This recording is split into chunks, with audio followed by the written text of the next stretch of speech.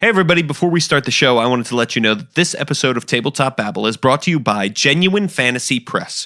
Genuine Fantasy Press is giving away a free version of the new book, The Compendium of Forgotten Secrets Awakening, over at genuinefantasypress.com. It's a book for 5th edition, and it is 125 pages. It includes all of the player content from the book, which means 34 new subclasses, 17 of which are new Warlock patrons, each one with a familiar, over 175 new spells and invocations, and 10 new races. Plus, in the full version, there are 190 pages of new content, including dozens of campaign hooks. The book is designed to work with both classic and homebrew settings and gives you new ideas for your world and game. It is beautiful. It has full color art, and it is available internationally in hardcover on Amazon. Now, here's what you need to know about Genuine Fantasy Press. William King, who runs Genuine Fantasy Press, was on an episode of Tabletop Babble. You can hear him talk about this. It's incredible. Puts a lot of work, a lot of playtesting, a lot of love and care into every single word that is in this book. So definitely check it out. It is great. 125 pages free. Free. That's all the player options. That's huge. That's huge. Go to genuinefantasypress.com. Genuine Fantasy Press, inspiring adventure. One other thing I want to let you know before we start the show is I have a Patreon now, and I have supporters on there. Thank you so much to everyone who has supported so far. If you have the means and you've been loving this show and listening to it since its inception, you may want to go throw a couple dollars and help support the show, help make it what it is. It also supports me in my blogging efforts with the Demon Plague podcast and so many other things that I put out for free. So go check it out. It's at patreon.com/Introcaso. That's INTROCASO. Patreon.com/Introcaso. Or there's a direct link in the show notes for this episode over at Don'tSplitThePodcastNetwork.com. Thank you so much to everybody who is already giving to that Patreon. I really appreciate it. If you can't, guess what? I love you anyway. Thank you for listening to this show. It keeps me going. That is the most important thing to me. Thank you so much for listening. This is Tabletop Babble. I'm James Introcaso.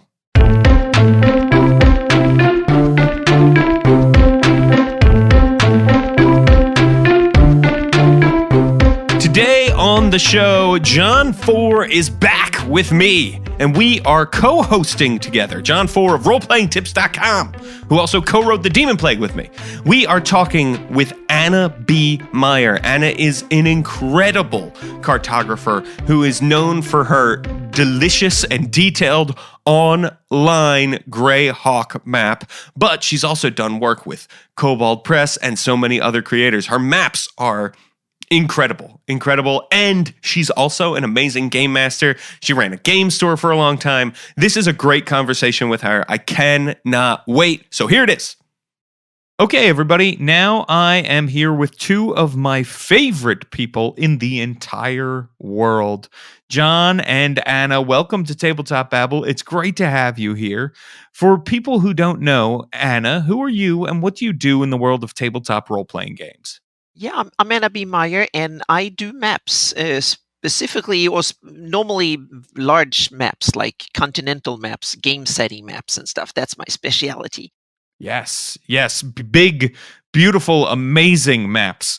I really like them, and you're also always innovating what you're doing with maps, which I think is really inspiring. I try to be in the technological forefront and also trying to make maps as useful as possible for running your games, so to speak. So I try to not only be traditional but try to be innovative and come up with new cool ways of making maps more useful in my own games, and then for others to use my maps as well. Oh, we're going to get into it. We're going to talk about all your maps. They're awesome. But first, I must introduce Johnn Four. John, who are you and what do you do in the world of tabletop role-playing games? Thanks, James. You've already spoiled my name, so I won't repeat that. I run the website roleplayingtips.com, which helps game masters have more fun at every game.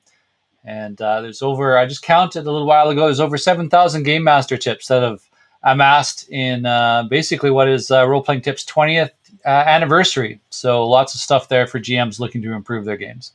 That is a great website.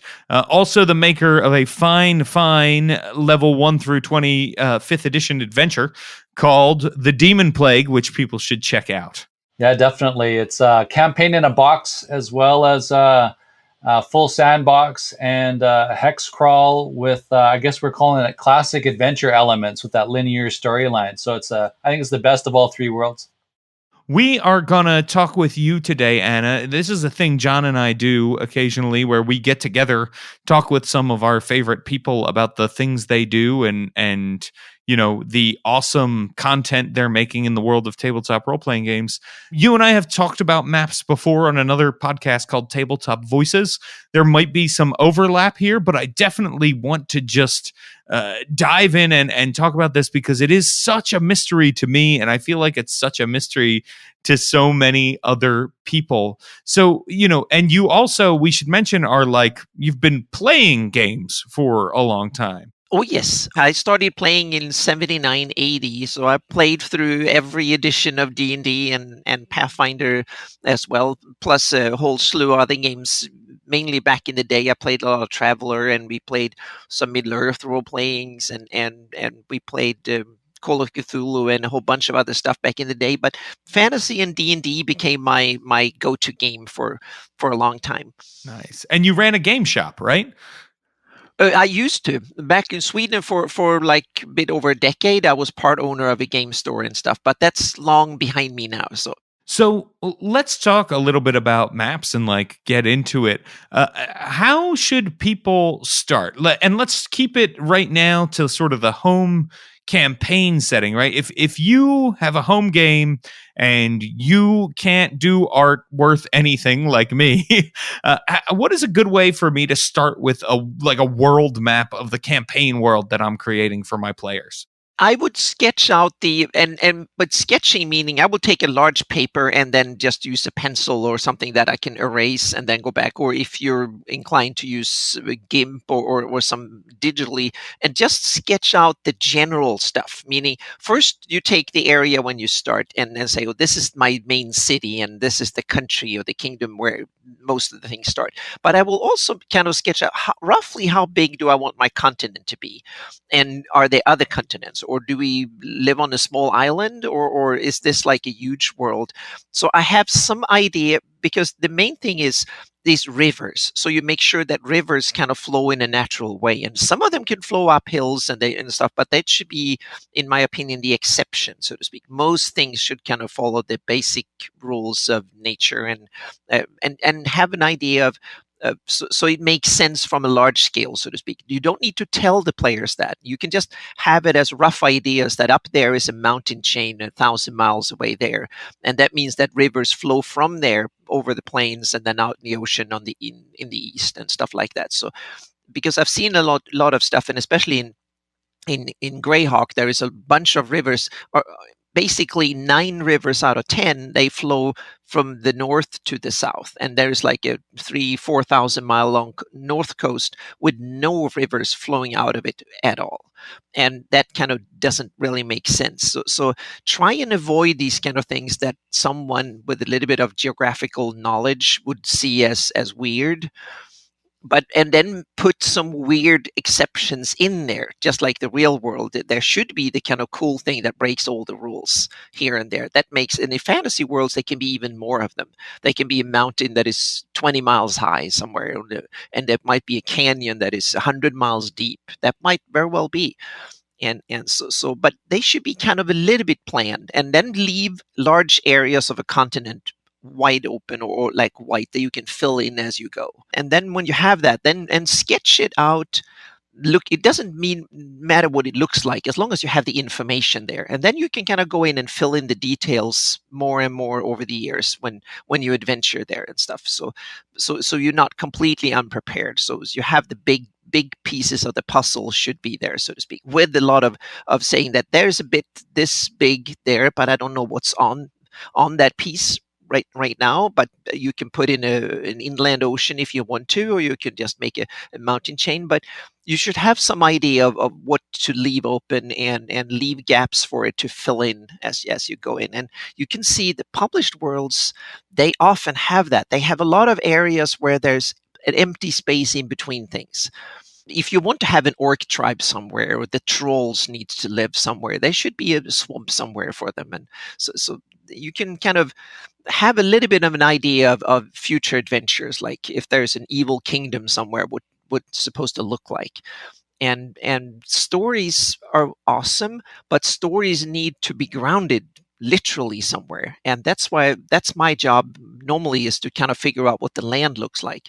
And I think that's one key important bit in the story, is to have the land, because sometimes the land can be part of the story. Yeah, I mean, I think that's absolutely true. The land can totally be part of the story. Can you expand on that idea a little bit? Well, I was thinking that in a fantasy world, in there the land can not only be part of the story, can drive the story. Meaning, if you have, like in the world of Greyhawk, we have the master villain I use, and is a half demon Cambion that runs a large part of the subcontinent where the campaign plays out. And I envision it that if enough demons and netherworld planner contacts and stuff will actually start changing the landscape physically. So you have mountains that look demonic and are made of minerals and materials that you normally don't find in a real world. You can have weather that is terribly weird. You can have plagues and droughts and colds and hot spells and lava, and you can have maybe the four elements of the world can start swaying. You can have areas that are affected by fire, meaning they're burning, and they're lava and stuff like that. So you can introduce a lot of geographical features that are fantastic for various reasons. There might be elemental creatures running an area that are full of dirt or air or lava or something like that, that can transform the whole landscape. So don't shy away, make more of it than the real world, but base it kind of on an idea of the real world. Most rivers flow downhill and stuff like that. Gotcha. Yeah, I like that idea, right? And how do you learn those things, right? About rivers flowing downhill, and like where do you get some of that good basic geography information that cartographers know and a lot of other people know, but maybe not everybody knows?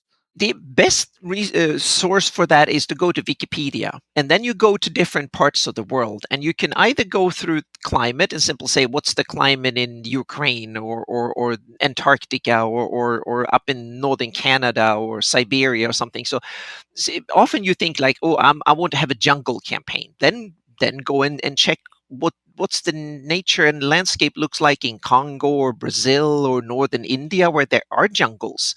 And then you take inspiration from that, and you can start shaping your world. And then you should always go, at least from time to time, you should go overboard a little bit more. In the fantasy world, you can kind of push it beyond the real world, meaning the mountains can be a bit taller, they can be a bit, and the deserts can be a bit hotter and a bit drier, and canyons can be a bit deeper, etc., in order to spice it up a bit.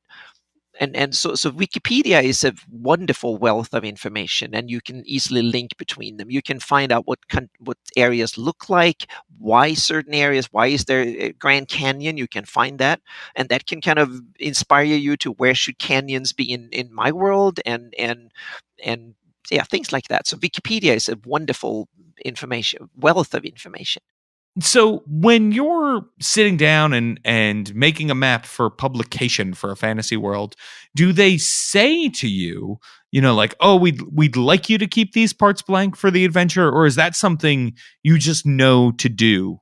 Well, the thing is that maps can't, when you publish a map for a game setting, you know, most of the time they want the whole continent to be mapped. They don't want areas white because it doesn't look good on the printed map. There have been occasions when they simply say, oh, don't do anything there, we leave that open, and then they had to put a comment saying unknown territory or something like that, or here are monsters and no one returned to tell the tale. But in that way, when I do a map for a publication for a publisher, then I need to kind of fill in the blanks. But if I'm doing it for my home game, then I'll leave areas until I get there, so to speak. I don't only map it in detail when I really get close, because that way I want to keep my options open a bit. But it's kind of interesting that even publishers like Cobalt Press that have done a lot of Midgard work for, a lot of the areas I get to flesh out the way I see it, because no one really thought about it. Because when they write the story, the information about the countries and stuff, there might be 3 paragraphs or 5 paragraphs about a country that is 100,000 square miles, and 90% of that information is about political intrigues, and that there live orcs and there live some weird forms of trolls or undead somewhere. Meaning the geographical information might be 2 or 3 sentences at best. Wow. So 2 or 3 sentences is what you get. Sometimes, yeah, sometimes that's it. For tens of thousands of square miles, might only get a mention in a few sentences, say in the plains. Might only be a name saying the plains of Var or something like that. And then I realized, okay, so no big mountains change, but what's the plain of Vars? And is that the whole country or just part of it? So then you have to study other things, like, okay, you might find in an adventure path somewhere written that, oh, the monsters, there was a big battle somewhere, and it took place in a forest. And then we're, okay, so there's a forest somewhere in this country, and so I pick up bits and pieces from other places that is not really mentioning the place, and that is not mentioned in the country description. So you often have to kind of, if you working and have your adventure set in a published setting, you often have to read 10, 20 different sources in order to get the whole picture. And that is usually maybe a half the information at best. The rest is up to your imagination to fill in. Yeah. So, what is it like for your players if they sit down to play with you? Are they getting the full Anna B. Meyer map treatment? Yes, they usually do. But on the other hand, they might also be the test case. So they might not get the final looking, beautiful looking map that you see afterwards, but they get the sketching. But one of the difference, I think, with me running the game compared to others is that I run my wilderness games very much like a dungeon crawl. They could walk for days on what is basically a sketched out battle map. So my outdoors adventures are as detailed as most people's dungeons are. That I think is the difference. I treat the indoors and the outdoors very much the same. Travel across the country, that takes 6 months in my gaming, or 10 game sessions to get across 500 miles of terrain if you walk, because there will be all sorts of stuff, from finding weird rocks on the trail to there's a new type of tree over there, and there lives some nasty old stuff in this. I try to make as much encounters and stuff happening. So it's like a dungeon description. Every mile has something interesting, or I try to have something interesting there. That's great. What scales are you typically working in? The scale that I use for overland maps is roughly the one that I've used in. So I have per pixel, it's roughly 200 pixels per mile have been my go-to scale for some bit. That's enough. So every couple of like 500-600 feet get a pixel, so I can see roughly if there's forest or open land, or if there's hills or something in. So I can kind of create the not the battle map scale, but I can have a whole world that way. And then when I sketch it out, but I'm moving now to a new set of tools and stuff that I will use 100 feet per pixel.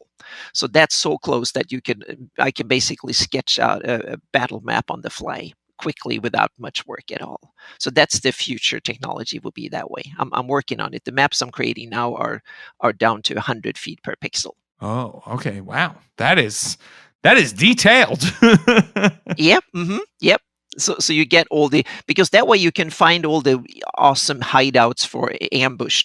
Where along the road should the next ambush be, and where's that little hideaway where the outlaws are having their cave and stuff like that. You can, and the whole way up to it. So you have a lot of outdoor skirmishing, and you can see the enemy 2 miles away because you're up on the hill, and you can see down there's smoke coming up from inside the forest, and a lot of these things. So if my players kind of act in a smart way, they can use that to their advantage. And instead of getting ambushed, they are the ones who can go out and plan and scout and do things like that. So it's a lot of useful, but it works the other way around too, that the enemy use that too. So I want players to kind of end up in trouble unless they think things through or take chances. So you can go either way, and it's just the style that I'm running. It's because I want to live in a fantasy world, and that this is the closest I get, so to speak. Don't go anywhere. There's more tabletop babble coming up. Hey there, listeners. It's Shane and Ishan, your hosts from the Total Party Thrill podcast, the newest addition to the Don't Split the Podcast network. We talk topics that help you, dear listener, create and play better RPG games. We have a back catalog of more than 150 weekly episodes. And we got nominated for an Emmy for episode 11, Social Contracts. In episode 154, we talked about crossing the moral event horizon. How evil is too evil? We also recap our home games, like the 40k Rogue Trader campaign, Dynasty Unwarranted. But that's mainly just you trying to kill us all. In your defense, our characters are greedy idiots.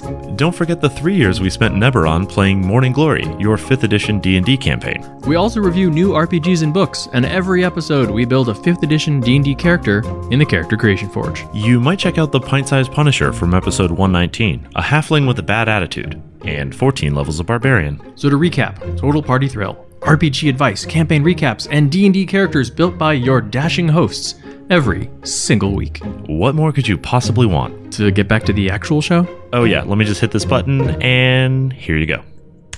All right, back to the show. John, do you have questions for Anna? Yeah, I've got one here from a role-playing tips reader. It's a two-part question, and it's related more to world building. So hopefully it's somewhat on topic. The first part is basically they're having trouble organizing all of their world building details. So he says it's basically getting incredibly hard to backtrace my notes and such. And then the second part of the question is basically looking for inspiration on how to draw the smaller details. So the example is I need to create a good sewer system that's both practical but serves the plot for a battle or war zone. So any advice on how to organize the millions of details in your world and where you can find inspiration for those very specific details? The first question, I think, is very important to regionalize your world. Imagine most continents, let's say a continent is like 5 to 10,000 miles across.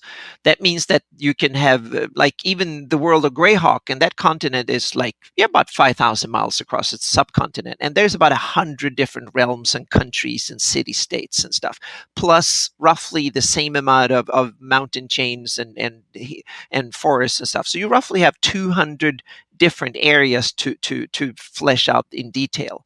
And you might not name everything, but if you don't name it, at least give it a number and then write down like a paragraph saying, make it a circle and say, this is forest so-and-so.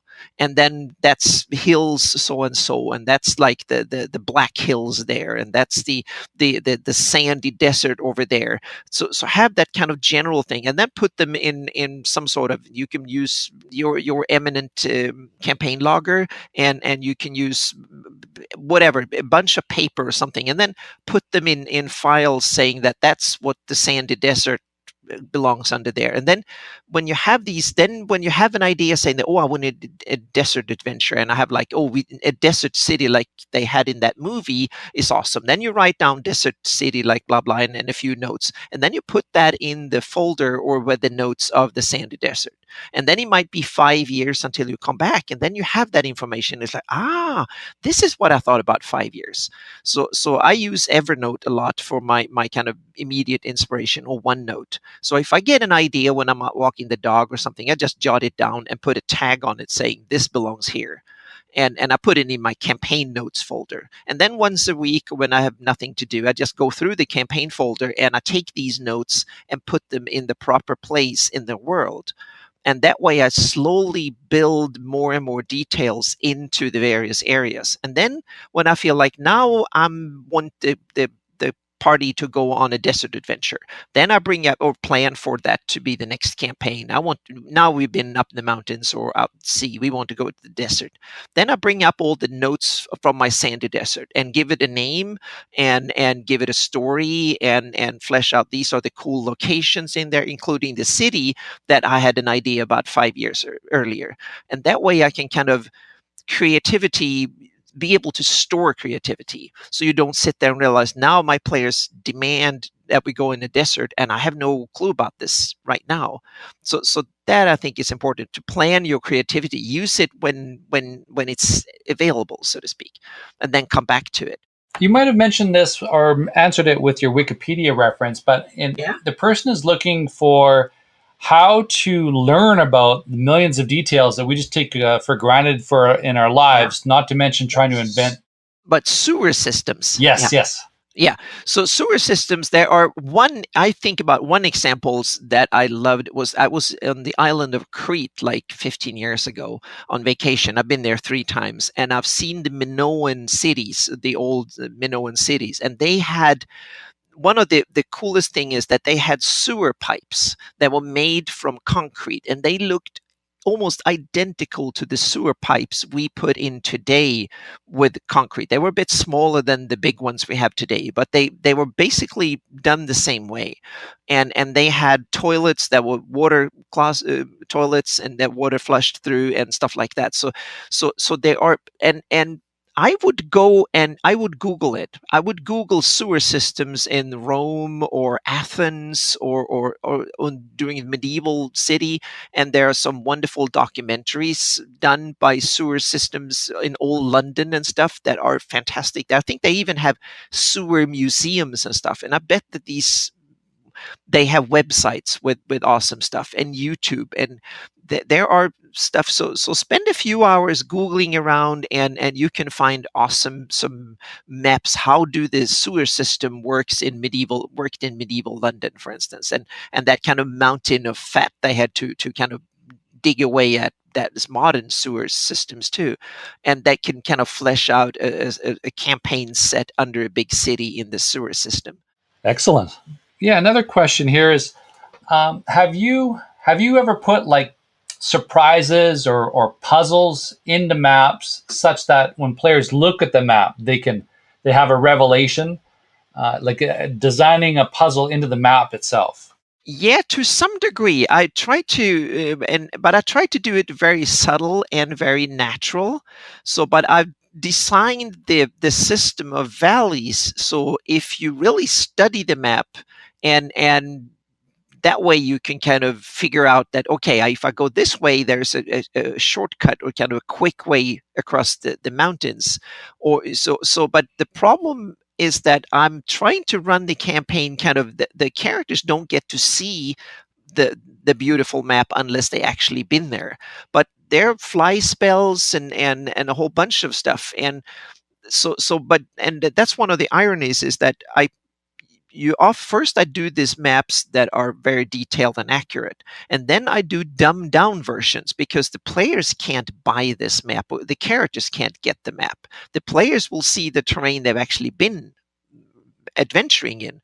They can see that in full glory. But when they go to the big city and say that I want a map of the sandy desert, they will get some dumbed down something that looks fairly ridiculous. Unless they pay a hell of a lot of money, they get something that looks a bit less ridiculous. But you can kind of make and put in clues and kind of things that make them, you could put in false marks and stuff like that. So a lot of the what I call handout maps, and I did a whole bunch of them for Greyhawk now that is coming that my patrons got a couple of months ago, and they will be released for everybody soon. And they are so rough and have lots of things missing and stuff, some of it on purpose just to confuse the players. So often inaccurate maps are as often as vital as campaign tools as the accurate maps are. Good ways to trip up the players. Yeah. Mm-hmm, yep. And you get what you pay for. So accurate maps with all the details are only kings and royals and maybe demons and others who can either use magic knowledge and scrying, or fly on their dragon, or fly spell, or they use enormous amount of resources. They send a lot of reliable people out there to do surveying and stuff. Then you get an accurate map. But that's not something you can buy or get easily, that information. So the players, they have to kind of wander around in the wilderness quite a lot. And often people say, oh, you just follow this trail that goes that way, and then you get to the city. It's a couple of 100 miles that way, or you have to walk for a week. The problem is that with the next bunch of rains and there's no one to maintain the trails, and there's a bunch of trolls who are started walking other directions, and that means that when they go into the forest, there are 6 trails going in 5 different directions, or 6 different directions, including the way back. And no one in the village, when they asked about directions, knew about these new trails because they haven't gone that far into the forest. So I tried to introduce a bunch of that stuff. So I make my own maps inaccurate very quickly. Huh. That's really cool. I mean, Anna, you think about this stuff in ways that I would not even begin to approach it. Yeah. It's like it's when I read and play all the cool adventures and read all the wonderful advice that John sends out every week.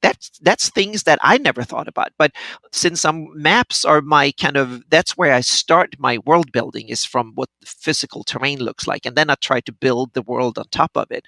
That means that I get a perspective that is narrow, but it's deeper in my part, so to speak. So I'm using all the kind of cool information I get from all the cool game designers and awesome people like you guys, and then I add my own stuff, and I hope that I can kind of deepen the picture and add some of my specialities to the tray too.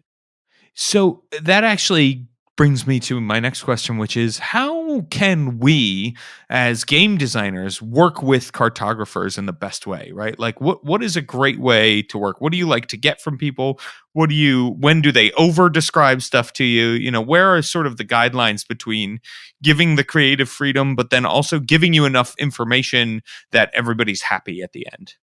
Well, for me, the best thing would be if I can get like the short physical description, meaning I want a desert here, I want the big elven forest there, I want the troll fence to be here, and etc. And that will be if I can, because normally what happens is that someone said that, oh, can you map my game world? An author kind of approach me and say, oh, I have this cool world that my books are set in. I want this mapped.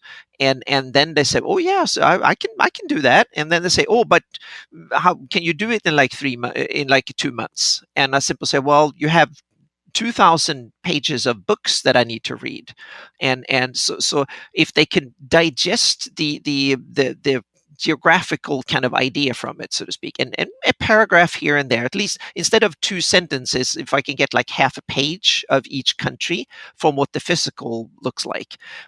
And then I realized that when I've asked for that, they like, I never thought about that, and that means that it's something that goes omitted. So often I have to ask them, like, okay, I sit down with them, they have sketched out the world and say, we have kingdom so and so here. And then I'll start asking them, what kind of kingdom is that? And are they full of, oh, they're farmers. Okay, that means that we need to have plains and no big mountains and not too much marshland. And there's temperate, probably there's enough water to go around, and that will form it. So I start asking them all these questions about their world, so to speak, that they never thought about, because for them it's the stories, the adventures. But to construct that, and that's something anyone who wants to build mapping and do world building, they could start with the stories and say, oh, I want the evil empire here and the demon there and the secret cult here, or whatever it is, and then shape the country around those things.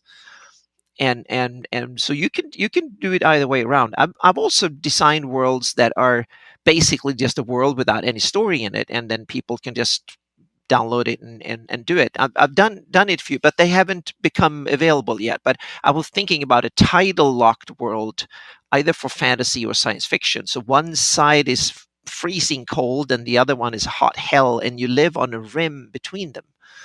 And that's a kind of an interesting world too, that that means that you have a narrow and you have to fight along things. You can't go around it much unless you can live out in the dark or the cold or the hot parts. And there's like hard in a fantasy version of it, there's like you have all these kind of fire-based creatures in the hot zone, and then you have all the cold creatures of the cold, and they will be kind of frontier edges where civilization breaks down, and civilization is real narrow, and that can be interesting too.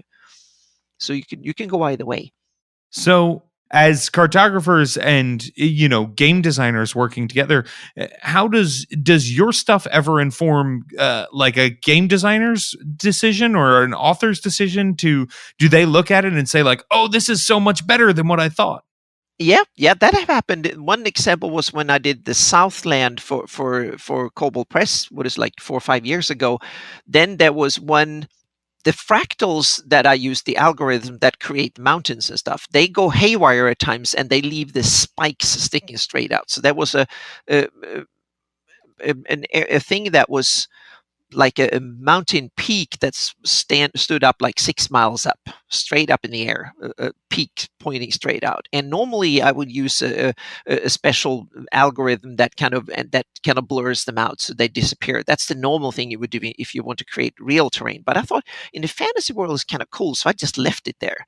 And then when Wolfgang and the other ones looked at it and said, "Oh, this looks so cool," so then they wrote a story about it, and it became a sidebar in the book. And it's kind of cool. So that was a kind of obvious example. There are others more kind of less obvious, but then it got a sidebar and a name and all that. So that was kind of cool. So it happens. Mm-hmm. Yeah, that sounds really cool. So, that's what I think. I know so little about maps that whenever I sit down with someone who actually can make them, they'll say everything from, dungeon maps to world maps. Well, what about this? Have you thought about this? And it's like, oh, that's a great idea. I'm really, really glad we thought of that.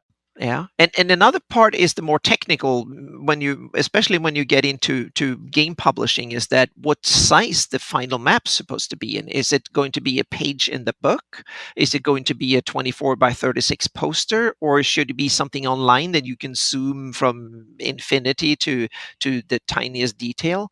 And that is a big investment, especially if someone else needs to pay me for the time of doing it. Then we need to have the physical format of the end product, so to speak, in have that in mind when we start designing it, but also the future possibilities, because a lot of game designers and especially publishers who want to have, they treat maps as a normal illustration, meaning I want a fighter there, or I want some cool little city image, what the city looks like, and they treat maps the same way. But the way I work with it is mostly I map an area, and then that means that I create a 3D landscape and I kind of work in all the details, and then you can create maps in different scales at different set and from different directions. You can take illustration, meaning what this area looks like. So often it's much more productive to think of the area as a whole first, and then think of what kind of future use. It's more like a rule system instead of an illustration, because a rule system is something you designed in order to use it for like a decade or two. And that's more how they should look at maps, maybe not dungeon maps so much, but large maps. When they map a continent, it's not only for one product, it's for something they will use with the game setting, as long as they publish things for the game setting. And so it's a bigger investment for a multitude of products. That's really cool. I just love everything that you're doing and everything you're working on. I want to get into your Greyhawk map just for a little bit, but first I want to throw it back to John in case John has any other questions. Yeah, thanks, James. So yeah, there's a question I've had since we talked last, which I think was 2 years ago, and you just touched on one aspect of it. Unfortunately, when we were talking, we weren't recording. It was just after the episode and stuff. So you had mentioned this information about, or this idea that like game systems, Dungeons and Dragons 1, version 2, version 3, version 4, you think that's going to change in the future because there's more dependencies on a game system these days, from like a technological standpoint and from a fan base standpoint. You think the future of the games, especially to publishers and whatnot, is more in like the flavor and in the maps and in the intellectual property. So can you go into more of that line of thinking, if you can recall it, and kind of expound on that? It's one of these things that I've studied. Every time I go to a big convention, I try to go through all the booths and stuff and see it.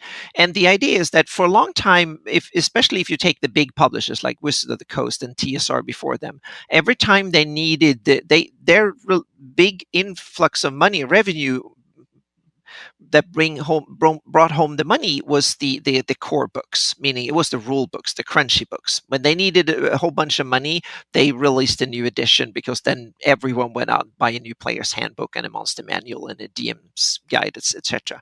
But when that means that then rules and crunch were a revenue source. But now, when most of the rules and crunch are not only in books, but they're also published in all the digital realms and digital tools and stuff. That means that when you change the crunch, then you have to actually pay a whole bunch of programmers and designers and stuff to actually sit and change all the tools. And people are not going out to buy a new version of Fantasy Grounds or Roll20 or Hero Lab or whatever it is just because there's a new rule system. A lot of gamers will probably see that as a burden rather than it doesn't. A new game system doesn't necessarily bring in more value to the game unless they fix problems, so to speak. And that way, I think that instead people will use these tools in order to simply consume more adventures. They want more fancy maps. They want more cool descriptions. They will probably be like, oh, we want an adventure in a city, and we want to know every house. We want to know what it looks like and who lives there, and go around more. And more like what you can do in World of Warcraft or whatever. They want to simply have a world and then play with it. You take a snapshot. You can simply buy a world whole piece and then make it into your own. Or you can simply say, I want an inn, and then you get the inn and a few houses around it with a wonderful map, and then you place it at that road intersection in your world, and you have it. And so I think that the rules they will certainly be there, and rule system will evolve, but I don't think they will be where the real money is. I think the money will be in providing all the cool tools, the fluff, so to speak, rather than the crunch. I think we're moving in that direction. Excellent. So you don't predict a D&D 6? No, I think it will. There will definitely be a D&D 6, but I think an analogy will be like in the world of computers with operating systems. Windows 10 will probably be the last Windows version that will be numbered, and they will simply tweak it after that. And I wouldn't be surprised if D&D 5th edition will be the last kind of numbered edition, and after that there will be tweaks. You want to have a spookier version of it, then you get the kind of more horror themed, and you can simply plug in whatever rule system you want, and you plug in a subsystem. And I think that's a little bit what's happening with the DM's Guild, meaning people who want to play with desert rules or they want to have more seafaring. They get either now the published version of seafaring rules that plugs into it, or they go to DM's Guild, and there's probably 10 different cool kind of PDFs or whatever you can buy that get it. And soon they will be the same rules that you can buy on D&D or DM's Guild, you can probably get on D&D Beyond, and they will plug straight into your software of choice too. And you can pick and choose, and then you can tweak it and say, oh, I want to run like I do. I tweak the flanking rules. I use it different. And then I go in and simply edit that a little bit and do it. And then if someone sends the whole new package of rules, that means that I have to go in and do all the house rules edits. And once people have figured that out and set up their digital tools, I think they are less hesitant. So they are more hesitant to change it. They will keep those rules and run with them rather than just get a bunch of new books. So there will be a bit more kind of reluctance to bring in new stuff that way. But new fluff, yes, definitely. It's an eternal source of we're just always wanting to consume new stories and new new ideas. So you're right. Yeah, and the digital tools make that easier to do, so to speak. And you can simply go out inspired, and you get that city or that thieves guild, and you simply buy that thieves guild and download it and put it into your own campaign, change the names and switch out the map a little bit, and you're good to go. Awesome. That would be amazing. So James, last question here to sneak in. I want to ask about tech. So two things. You mentioned that you're using a setup now that gets you down to 100 feet per pixel.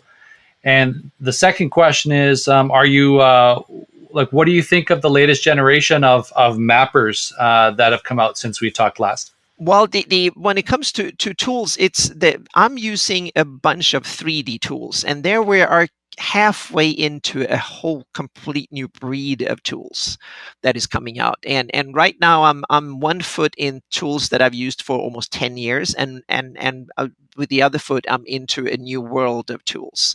And wait another 2 years, I think, and then there will be tools that can do magic that we couldn't even hardly believe today. So you can basically create photoreal worlds and game in them. And game systems like Unity, a game meaning computer game engines like Unity and Unreal and stuff, that you can basically create the whole world and play in it and play with it. And that is changing. And you can do that on a planet size base. You can create a whole artificial planet and just an adventure in it, whether that is for computer games or for role-playing games. It's coming. And you will have map building tools that are real, so to speak, that you can actually go in and just put things there and leave it there, and you can create your own version of Skyrim, for instance, a world that will look like Skyrim in 10-15 years, certainly within 20 years, but probably within 10 years you can have your own personal Skyrim for your campaign.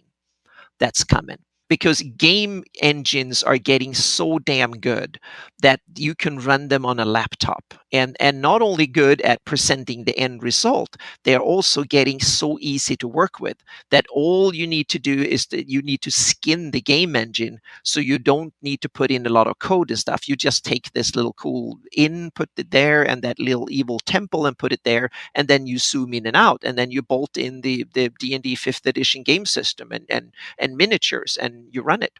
So take like Fantasy Grounds is working on a 3D game tabletop, virtual tabletop, and that is using Unreal or Unity. I think it's Unity in their case, but Unreal and Unity are the big ones, and there's nothing stopping them from using the whole experience of Unity, meaning you can simulate a whole planet within a few years. And you can, and then the next thing is that then you have cloud computing, meaning you don't need to have an enormous beefy computer yourself to do that. You can let a set of servers generate that world and then present it in a browser to you, and you can just play with it. That's coming. Yep. So it's coming. So game designers, you will have a virtual real world to put the stuff in, so to speak. The other thing that I think is really cool now is that the demand for mappers are big. I'm getting new proposal of I have to turn down 2/3 of everything, all the offers I get, so to speak, and requests. At least I'm probably even more than that. So there is a demand, and there is a whole bunch of new breed and coming out, and more that are awesome. They're so good, like Alyssa Faden and Devin Rue and others who not only, I'm going one direction, I'm high tech maps, meaning I use 3D terrain and a bunch of stuff like that. But there's also now a resurgence in what I would call the artistic maps, the kind of parchment like things and so on, and I love that part too. And because as you need, what I say, you need games maps that are accurate to run your games in, but then you need in-game maps like game props, meaning the characters should be able to buy a map of the desert or the forest or something, and they need to look cool. And so you need to have in-game maps. And so the need for maps and the kind of the desire to have maps in their games, meaning this is an underserved market. The problem is it's tough to get into, because you need to work hard on your skills, and you need powerful computers and technology in order to be able to create the maps, and you probably need to spend a few thousand hours learning the tools. But once you do, you can make an okay living. You will never get rich doing this, but there is room for people who want to do it, definitely. Wow, that is really good news. And speaking of people who want to do this for the living, I'd love to talk about the project that sort of has gotten you involved in the role playing game industry. And I know you and I have talked about this before, but it bears talking about again. Your incredible Greyhawk maps. Yeah, that was something I started it actually 20 years ago. Almost, I started it. My 20-year jubilee was in October last year. That's when I and that's when I simply said, now I'm going to start over again and make it all over again using modern tools, because the technology I used for my current Greyhawk map is 20 years old, so it's ancient by today's standards. But the scope of the map is still unsurpassed. I think I don't think there is any game setting map that has that much detail to it. It's the map, if you print it in full scale, will be 10 by 11 feet, 11 by 10 feet. And then the smallest print will be 6 points. So fine print everywhere, and there are thousands of place names and stuff. I basically read through with help of about 200 other people at least, or now I have a Facebook group with 1,800 something members, and so I put stuff through them, and they simply they devour it, and they will criticize every bit of it, so to speak. So thanks to rigorous quality control, it's gotten better, and I've revised it over the years. It was about 5 years since I finished the area, and now I'm expanding it. I'm doing two things. I'm expanding the map, so it will. Now I'm working on Hepona land, and then I will expand it westwards to cover more of Earth and potentially the whole planet. And that's one way. And I'm also moving in closer to, instead of using the quarter-mile pixel or something like that the current map is, or 1,000 feet per pixel, I'm moving into 100 feet per pixel, or maybe even closer, more detailed. So that's these are the main Greyhawk projects I'm working on. And then there's some secret projects too that I'm going to tell soon. I can't believe one of the big things for me about this is I love this map. It's so great. I've clicked around in it. I've used it before. I cannot believe that you have a plan to like tear it all down and start over. Oh yeah, that's the way. Yeah, I'm one to tear, because now I can see how bad it is in areas. It's simply not up to snuff at all. It's better than anything else because it's more detailed, but it's still it's repetitive, and it's not particularly accurate and stuff. So it looks kind of cool, but it's not up to par. I need to make something better, and I can make something much better. So I'm working on it. But the problem is that right now I'm in the technological shift, so I have to take it a little bit easy, because I want to implement the very latest tools, because I want to future proof it much more. So to make it useful, because one of the main problems with maps, the type of my Greyhawk maps, and like the big maps of Midgard and basically all the other settings, is that for the end user, for the gamers and the DM who wants to make their own version of it, because if they start playing in Midgard or Greyhawk or Forgotten Realms or whatever, as soon as they start gaming, the maps that are out there will be obsolete, because they will have burned down a city, built a new wizard's tower somewhere, or whatever. When you game, you change the world. That's the whole point. So the story should kind of bring the setting forward in whatever direction you and your gamers take it, and that means that the map needs to change. And that's the other big consideration, is that I want to choose tools that makes it easier for, or at least cheaper and easier for the end user of the map to change it.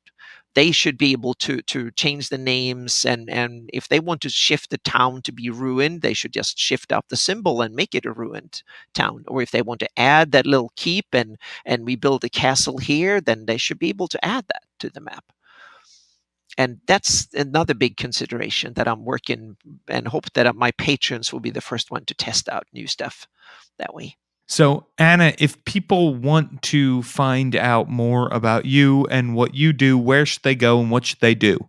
They could visit my new website at ghmaps.net. Excellent. And John, if people want to know more about you, where can they go and what should they do? My HQ is roleplayingtips.com.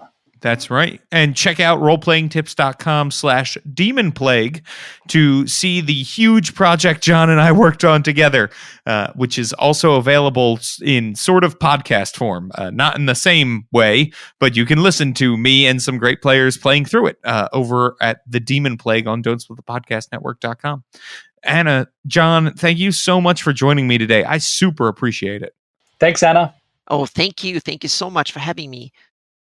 This is an awesome interview with John and Anna. Thank you so much to both of them for coming on. Anna blows me away and is so kind, so humble, so knowledgeable, and just so awesome. Thank you so much. And Johnn Four, as always, one of my favorite Canadians out there. Thank you, Johnn Four.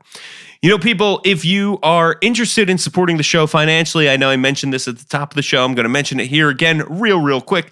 Patreon.com/Introcaso. That's patreon.com/INTROCASO. You can support me in my efforts with this show, with the Demon Plague, with my blogging. If you are interested financially in doing so, that would be awesome. I am already humbled by all of you who have come forward. Thank you so much.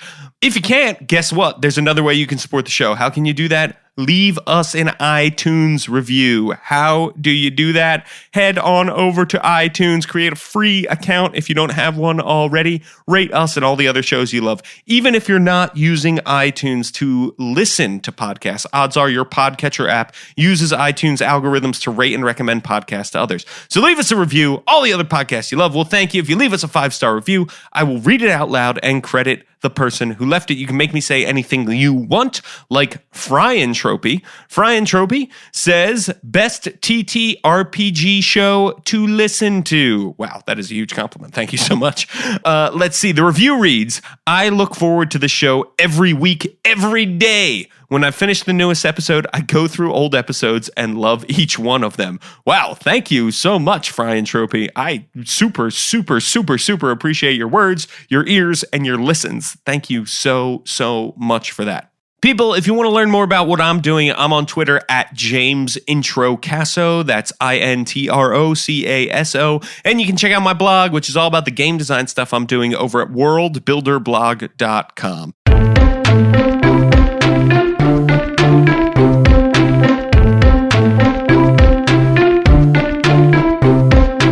Tabletop Babble is a show on the Don't Split the Podcast Network. Thanks to Rudy Basso for founding it with me. Our theme music, which you're listening to right now, was provided by Battle Bards. Don't forget, RPGs are like sex.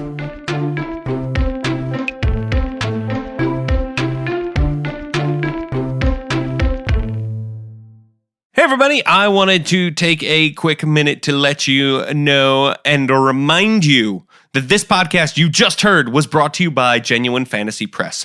Genuine Fantasy Press, of course, is giving away a free version of their book, The Compendium of Forgotten Secrets Awakening, over at genuinefantasypress.com. It's 125 pages. It's got full art. It's all the player options on the book. That's crazy. Why is that crazy? Because it's 34 new subclasses, 17 of which are Warlock patrons, each one with a familiar, and over 175 new spells and invocations, plus 10 races, plus a bunch of other subclasses for other classes. You are going to want to check this out. It's going to want to make you buy the 190-page new content version, which you can get available internationally, hardcover on Amazon and in a bunch of other places. Go check it out at genuinefantasypress.com. Now, I want to take a few words to talk about my main man, William King. He was on this podcast a couple episodes ago. You should go find it, listen to it, but also he'll be on a podcast coming up. He's going to talk up to us about building subclasses and what goes into it. William is brilliant. He's an incredible game designer and an awesome dude, really kind, really nice. So definitely listen to those, and it's going to make you want to pick up The Compendium of Forgotten Secrets Awakening. Even if you don't like Warlocks, this book will make you like Warlocks. There's a free version, 125 pages. Check it out. There is no cost to you to go check out this 125-page version that William is giving away for free. It is awesome. Thank you so much, William.